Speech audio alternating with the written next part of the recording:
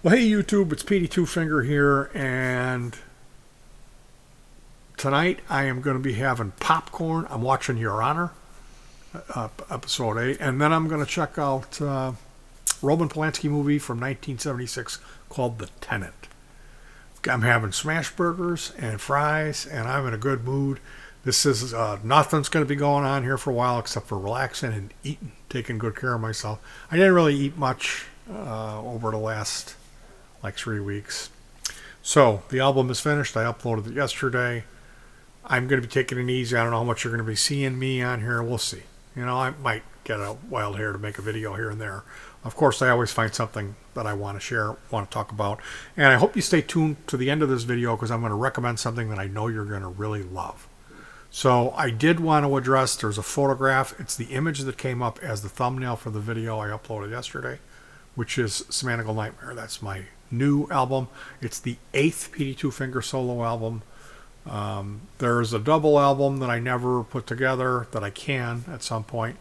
That's going to be called I'd Buy That for $1, and it's all the song demos I did for guitar pedal demos. So that's going to be a huge, might even be a triple album. I have to look. Another album worth of stuff that never made it. And then, if I count, there's 2 double albums in that 8. So if you really add them all up, it's over 15 or something. And then throwing in the work I did with the family band, we get up to 20, But I don't want to turn it into a thing, It's these are just home recordings. But I've done a decent amount of it. Decent, of varying quality. It's getting better. Some of all of the old stuff is embarrassingly bad. I said it. Now, the image that YouTube chose for the thumbnail is a black and white photo of me holding up my hands, and I photoshopped Eddie Van Halen's face. I wanted to explain that image. That was a joke going back to the concerts. We filmed these mini gonzo concerts where we would just play. The beginning of the lockdown, we did 6 of them. They're like half-hour, 45-minute things, just me and my wife. And somehow that came up. It's a thing Eddie Van Halen used to do after some incredible pyrotechnic solo. He would hold his hands up and look at them in disbelief like... And the story on the photo was my wife brought it up. I had planned to have her shoot pictures while I was tracking this new album. And my idea was do it every day so I'd have just a ton of photographs to use when I put the video together. Now, I purchased a silk bathrobe because normally I'm going all natural. And from the waist up, I'm not wearing a shirt. And nobody wants to see that. So we took pictures one day. And in that session, somehow it came up. I don't know if I brought it up or she said, did you tell me to do that? Oh, yeah. And yeah. I held my hands up to the face, and then we only took one of those pictures. And I wish we would have done it every day, but I didn't bother her. Could you take pictures again? It's just kind of self-centered thing, So there's one song in the video where there's pictures of me, and then there's a few that used throughout, but.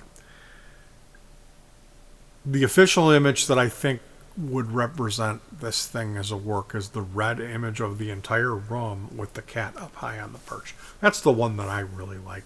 There's another one, red and blue, I'm playing an acoustic, that someone said they liked that.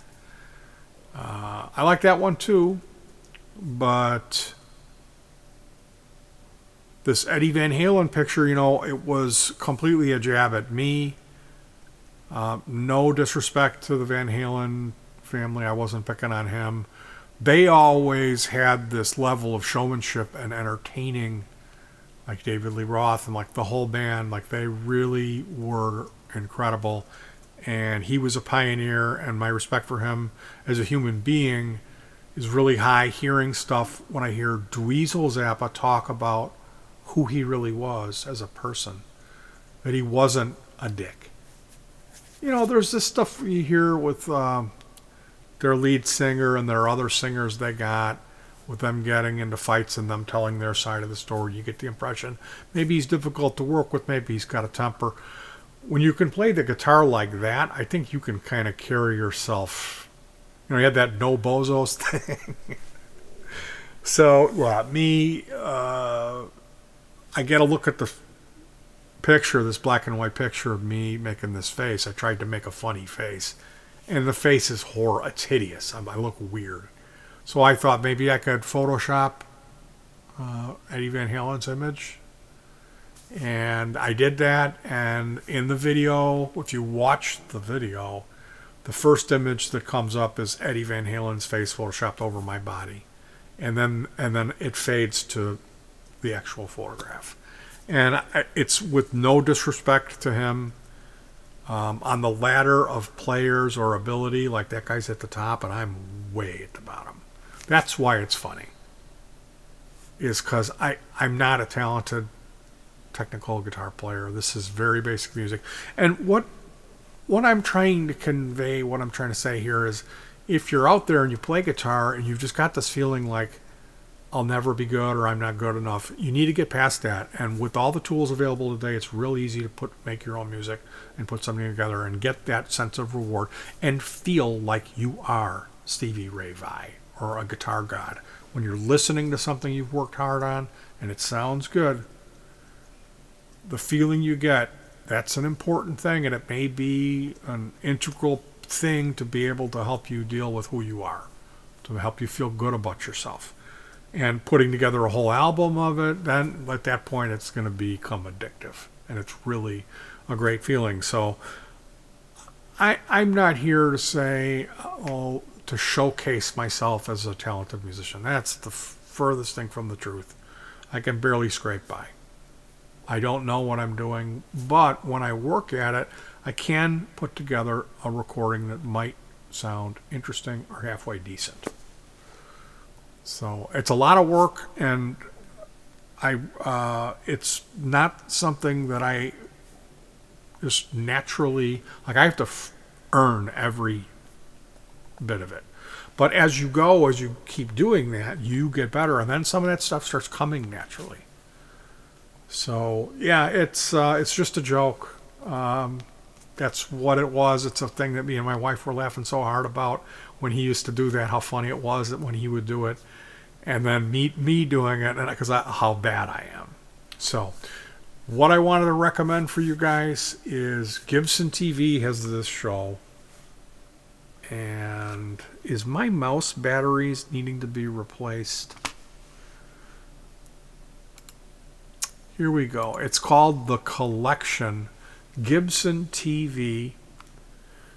Host Mark Agnesi travels to Los Angeles, California to check out the incredible guitar collection of Dweezil Zappa. Growing up the son of musical icon Frank Zappa, Dweezil began playing guitar at the age of 12, released his first single, blah, blah, blah, blah, blah.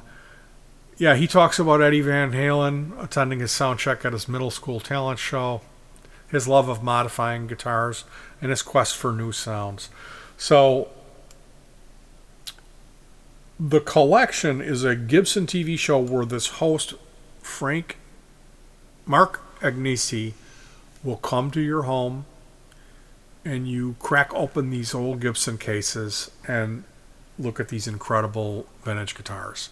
So there's 6 episodes. John Shanks, Dave Amato, Brian Ray, Joe Bonamassa, Nerdville East, Keith Nelson, and Dweezil Zappa. And they're ranging from 26 minutes to an hour, 5 minutes. But I got to tell you how much I enjoyed this. The Dweezil Zappa episode especially, but all of them. I've seen maybe 50% of these, and I need to watch all of them because I've enjoyed them so much. So if you're into guitar stuff, this is something you're not going to want to miss, and it's you're going to learn. You're going to learn a lot. So I hope you enjoy that. definitely check out that Dweezil Zappa episode, man. It was really cool.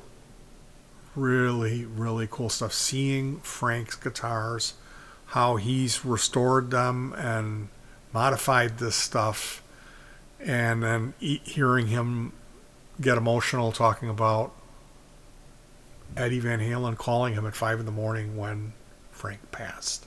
He was the first person that called him. It's very touching, very moving stuff. So I hope you enjoy it. If you haven't checked out Semantical Nightmare yet, what are you doing? Listen to my new album. Let me know what you think in the comments, and if you want a copy, I can hook you up. Just get a hold of me through the email. Anyway, you guys take care of yourselves and hug your pets, adopt back black cats. I've got all this be kind to animals, all this stuff now, I gotta say. Take care of yourselves. Have some popcorn. Peace.